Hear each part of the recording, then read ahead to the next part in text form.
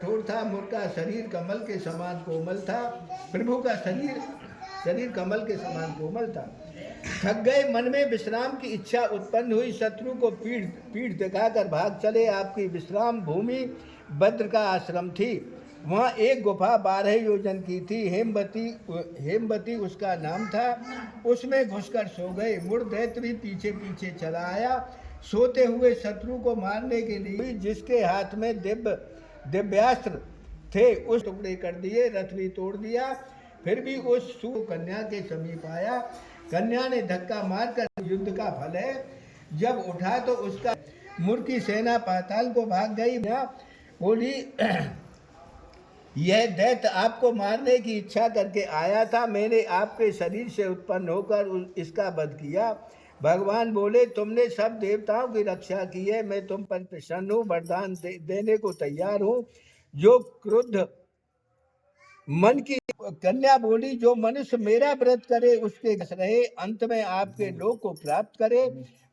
तिथि को उत्पन्न हुई है, इस कारण तेरा तीर्थों का स्नान का फल मिलेगा।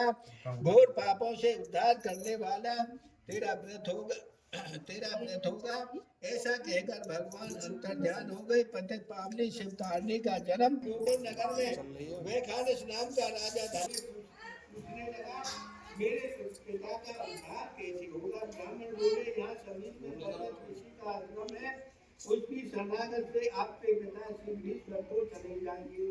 राजा पर्वत की शरण में गया, दंडवत करके कहने लगा, योग बल से बतलाइए कि उनकी मुक्ति के साधन से सिद्ध होगी। उन्होंने विचार कर कहा, और धर्म कर्म सब देरी से फल देने वाला है। शीघ्र बढ़ जाता तो केवल शंकर प्रसिद्ध है, परंतु उनको प्रसन्न करना भी कोई मोशी जी का भवन नहीं है।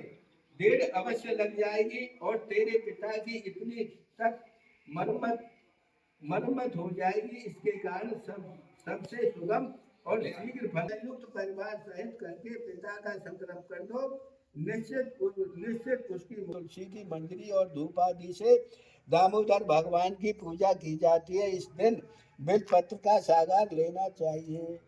बेलपत्ता बोले, हे मिस्टर, मैं दान स्नान तीर्थ तप इत्यादि